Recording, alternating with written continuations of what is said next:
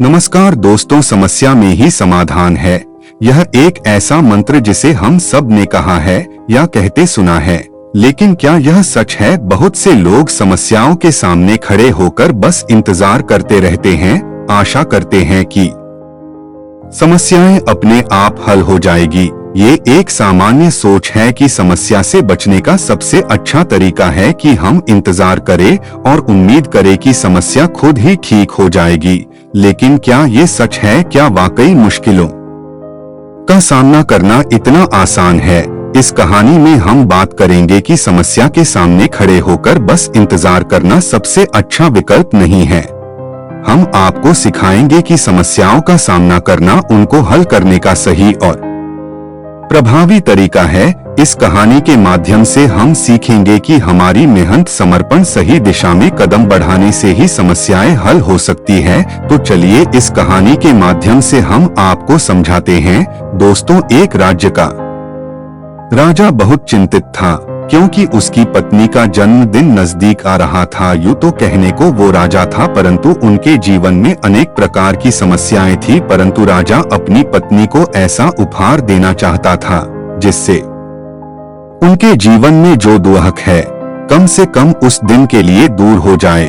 वह अपनी पत्नी को खुश करना चाहता था, किंतु आपने यह देखा होगा यह कार्य बहुत मुश्किल है, क्योंकि हम आज तक किसी को खुश नहीं कर पाते। हम चाहे लाख कोशिशें ही क्यों ना कर ले, लेकिन हम किसी को खुश नहीं कर पाते, क्योंकि यह खुशी हमारे पास नहीं है, ना ही सामने वाले के पास है। जो हमारे पास है ही नहीं, वो हम किसी और को कैसे दे सकते हैं? अर्थात अगर आपको किसी दूसरे को खुशी देनी है तो सबसे पहले आपको खुश होना होगा, आपको खुश महसूस करना होगा। अर्थात वो खुशी आपके पास होनी चाहिए, तभी तो आप किसी को खुश रख सकते हैं। एक दिन राजा ने सभी दरबारियों को अपने दरबार में उपस्थित होने का आदेश दिया और साथ सभी मंत्रीगण भी उपस्थित थे। तभी राजा ने सभी से सुझाव मांगा कि आखिर वह किस प्रकार अपनी पत्नी को जन्मदिन में खुश कर सकता है। आखिर वह उन्हें कैसा उपहार दे जिसके कारण राजा की पत्नी खुश हो सके। वहां पर उपस्थित सभी लोग अपनी मन की बात राजा से बताते हैं, परंतु राजा को वहां पर उपस्थित किसी व्यक्ति का सुझाव पसंद ही नहीं आया। एक दिन शाम के वक्त राजा अपने रथ से कहीं जा रहा था, तभी रास्ते में उसने बहुत ही सुंदर मूर्ति देखी। वह मूर्ति बहुत ही सुंदर और आकर्षक थी। उसे देखकर ऐसा प्रतीत होता था मानो उस मूर्ति में जान हो। उस मूर्ति को देखकर राजा बहुत प्रसन्न हुआ और वह तुरंत ही मूर्तिकार के पास पहुंचा और राजा उस मूर्तिकार से कहता है, तुम तो बहुत बड़े कलाकार हो, तुम्हारी मूर्तियों में जान नजर आती है। ऐसा प्रतीत होता है कि तुम्हारी मूर्तियां जीवित है। तुम्हारी मूर्तियों को देखकर मन बहुत प्रसन्न है। हम चाहते हैं कि तुम्हारी सारी मूर्तियां हमारे राज दरबार में शामिल हो। यह सुनकर वह मूर्तिकार बहुत प्रसन्न हुआ, जैसे उसे कोई खजाना मिल गया हो।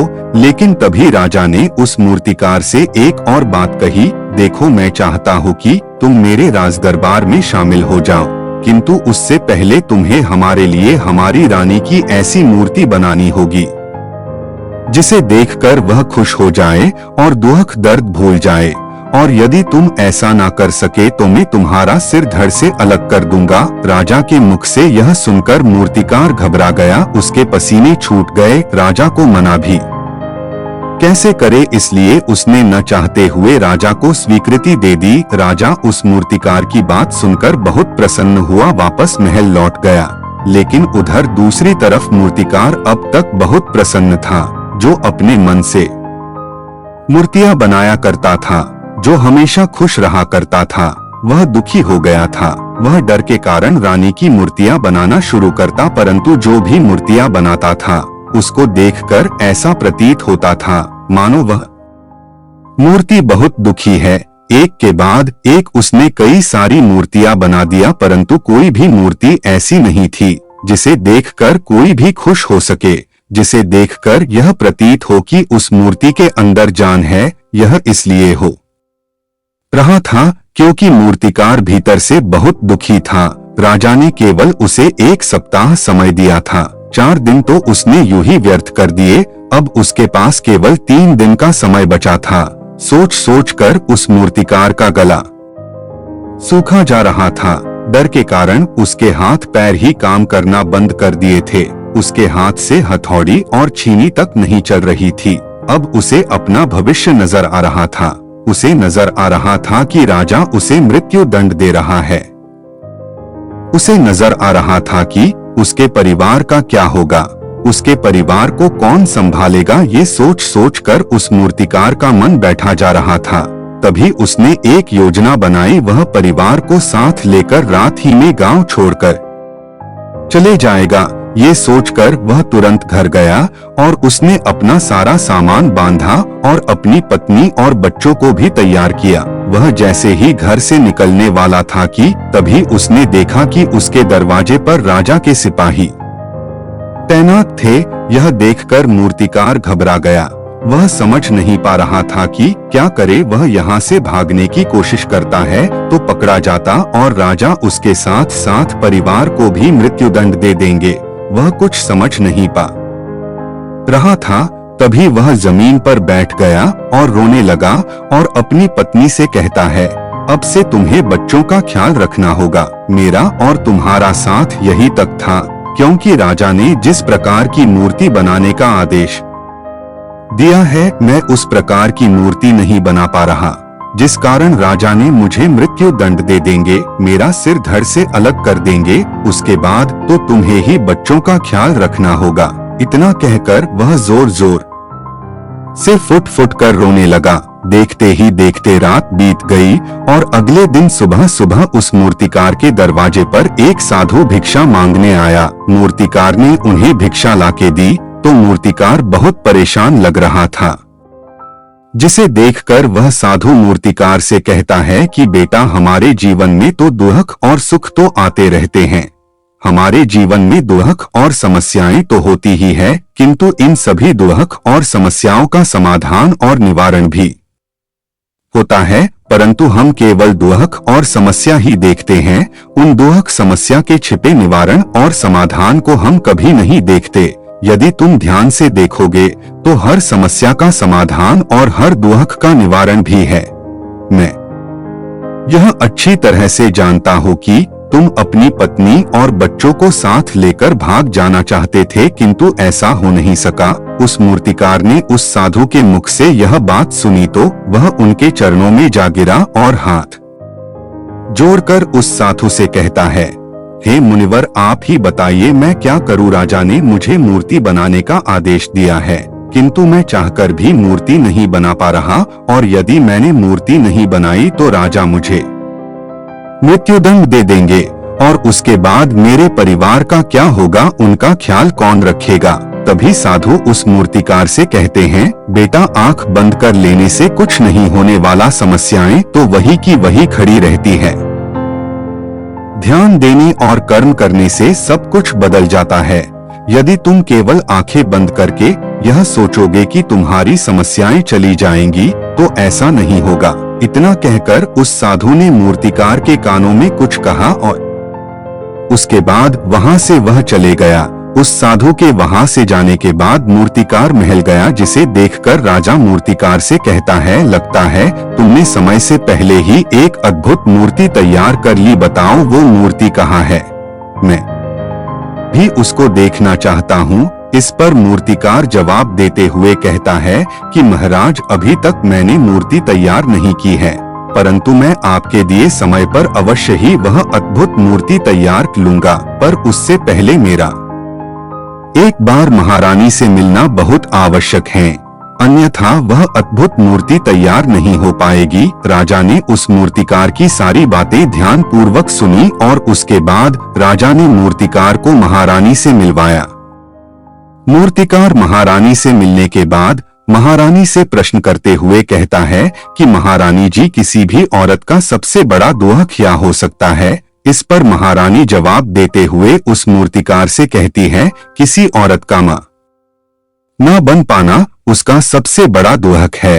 तभी वह मूर्तिकार महारानी से एक और प्रश्न करते हुए कहता है, महारानी जी, किसी औरत के जीवन का सबसे बड़ा सुख क्या है? महारानी उस मूर्तिकार का जवाब देते हुए कहती है कि किसी भी औरत का सबसे बड़ा सुख उसके पति और बच्चे का उसके पास होना है। महारानी के मुख से अपने प्रश्नों का सवाल जानकर मूर्तिकार बहुत प्रसन्न हुआ और उनसे आज्ञा लेकर वापस अपने घर लौट आया और अब से वह दिन रात उस मूर्ति पर काम करने लगा। देखते ही देखते पूरे 3 दिन पूरे हो गए। आखिरकार रानी के जन्म दिवस के दिन मूर्तिकार उस मूर्ति लेकर राजमहल पहुंचता है, लेकिन अब राजा के मन में बेचैनी थी कि पता नहीं उस मूर्तिकार ने कैसी मूर्ति बनाई होगी, पता नहीं वह मूर्ति महारानी को पसंद आएगी भी नहीं। इस प्रकार के कई प्रश्न राजा के मन में चल रहे थे। राजा के मन की बेचैनी लगातार बढ़ती ही जा रही थी, लेकिन उधर दूसरी तरफ राजा को उस मूर्तिकार पर पूर्ण विश्वास था, क्योंकि राजा ने पहले ही उस मूर्तिकार की हाथों की कला देखी हुई थी। इसलिए एक तरफ उनके मन में यह भी विचार चल रहे थे कि उस मूर्तिकार ने जरूर ही अद्भुत मूर्ति बनाई होगी। वो मूर्ति सफेद कपड़ों से ढकी हुई थी। तभी राजा ने उस मूर्ति की ओर इशारा करते हुए रानी से कहा, यह मूर्ति आपके जन्म दिवस का तोहफा है, इसे कबूल करे। उसके बाद रानी ने उस मूर्ति से वह कपड़ा हटाया और उस मूर्ति को देखते ही रानी की आंखों से आंसू बहने लगे। यह देखकर राजा को ऐसा प्रतीत हुआ महारानी को यह मूर्ति पसंद नहीं है। इसलिए राजा ने तुरंत ही क्रोधित होकर अपने सिपाहियों को आदेश दिया और मूर्तिकार को बंदी बनवा लिया। लेकिन तभी महारानी राजा से कहती है, रुकिए, इस मूर्तिकार ने मेरा दुख और सुख एक ही मूर्ति में निकाल दिया है। इस मूर्ति में मेरे पति मेरे साथ और मेरे हाथ में मेरा बच्चा है। इससे सुंदर मूर्ति में आज तक नहीं देखी। ये बहुत ही लाजवाब है। सबसे सुंदर तोहफा मेरे लिए और कोई नहीं हो सकता। काश ऐसा मेरे जीवन में वास्तव में हो जाए।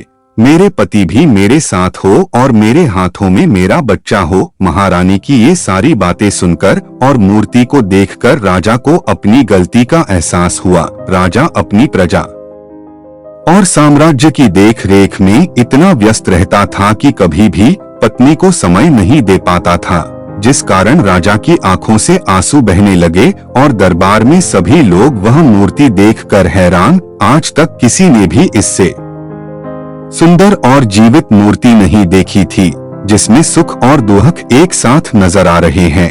उसके बाद उस मूर्तिकार को रिहा करवाया और उसे ढेरों इनाम दिए और उसे राज दरबार में जगह भी दी। किंतु उस मूर्तिकार ने इनाम तो स्वीकार कर लिया, लेकिन राज दरबार में रहने जगह नहीं ली और हाथ जोड़कर राजा से कहता है, हे महाराज, मेरी आपसे विनती है, आपने मुझे चेतावनी दी थी यदि ये मूर्ति नहीं बना सका तो आप मुझे मृत्युदंड देंगे। किंतु मैं आपसे बस इतना कहना चाहता हूँ, हम में से चाहे कोई भी प्राणी क्यों न हो, सभी के प्राण उतने ही कीमती है जितने ही आपका या महारानी के हैं। इसलिए बिना दोष किसी को भी दंड नहीं देना चाहिए।